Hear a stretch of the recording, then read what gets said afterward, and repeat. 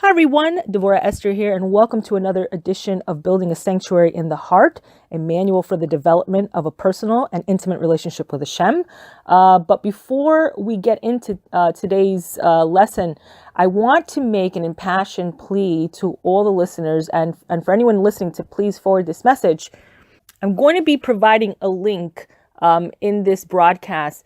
I'm asking every Yid, please, everyone knows, and much loved, beloved Rabbi Yuron Ruven, very big in Kirov and helping out everyone. And now it's the time for us to help him.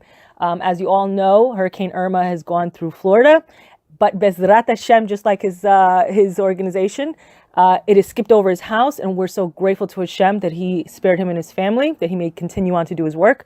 But as many of you know, you've seen the pictures. As I'm broadcasting this, the hurricane is still moving through Florida, and there's a lot of devastation. And as such, there's going to be a need for a lot of help and resources.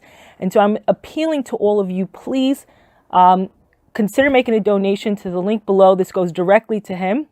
I don't see any of this, and I'm asking that you not only consider making a donation of any amount, but also that you would forward this message over to them, to anybody you think that would be willing to do it. If you're on WhatsApp, forward it over to them. If you're on Facebook, forward this recording over to them. Forward the link, and everyone can help and make a difference. And what a great reward it would be for all of us to share in getting this community back on their feet, so they can continue doing the great work which they've done to this date. And I want to thank everyone in advance for all your help. But we're going to get into today's lesson, and it states, before we clarify the obligation and purpose of a person in his world, we introduced an idea and wrote that when the nature of one's obligation and purpose becomes clear to a person, he must remember the purpose throughout the day.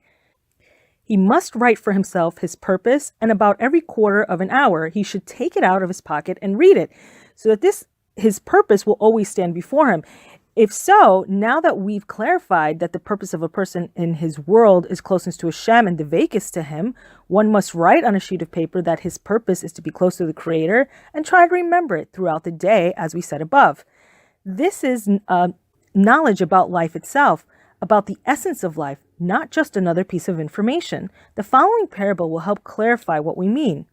A person climbs a tree and sits on one of the branches. Suddenly the branches breaks and falls to the ground. The person immediately grabs onto the trunk of the tree. He senses that he must hold on it constantly, lest he fall and die. Has v'shalom. Hence the knowledge that he must grasp the tree is not a mere piece of information. The person understands that his very life is dependent on it. If he would forget that fact, he would not naturally exert himself to hold on to the tree, and he would thereby endanger his entire life.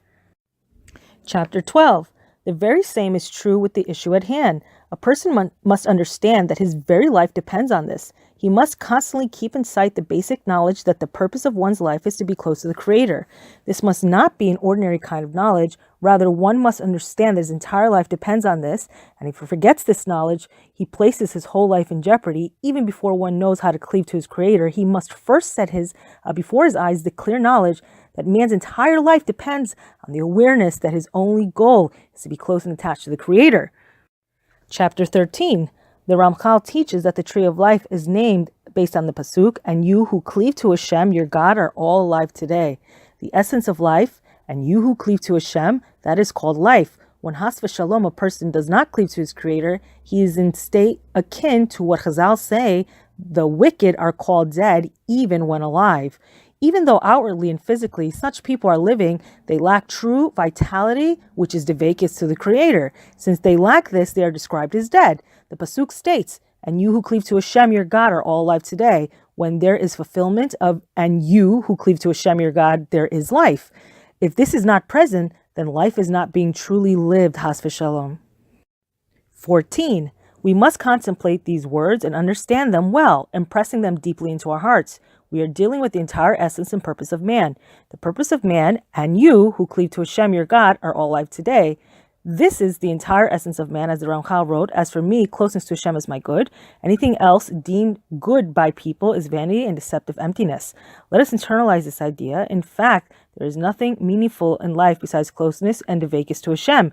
and that all of the 613 mitzvot are only means to reach this goal. Undoubtedly, one needs a method by which to take these words to heart. Nonetheless, we will first clarify the matter, our minds, and with absolute clarity. It must become perfectly clear that the essence of life is closeness to and devekis to Hashem, and nothing else. All our actions, whether physical or spiritual, are only means to becoming attached to the Creator, and the most powerful means in the Torah HaKadoshah. Chapter 15. The conclusion of all we have said is that one must have a clear desire to cleave to Hashem literally each moment and to truthfully want it. Then, when he has this clear desire, his task is to seek a method by which to reach a state of devekis to the Creator literally each moment. But first, one must maintain a clear awareness that this is in fact his purpose in life and have clear desire to achieve it. The greater one's desire is to live with constant devekis to Hashem, the greater will be his ability to toil and remove all obstructions that prevent him true attachment to his Creator. But if the desire and will are weak, any trivial small hindrance will prevent him from achieving true devekis to his Creator. And this concludes today's reading.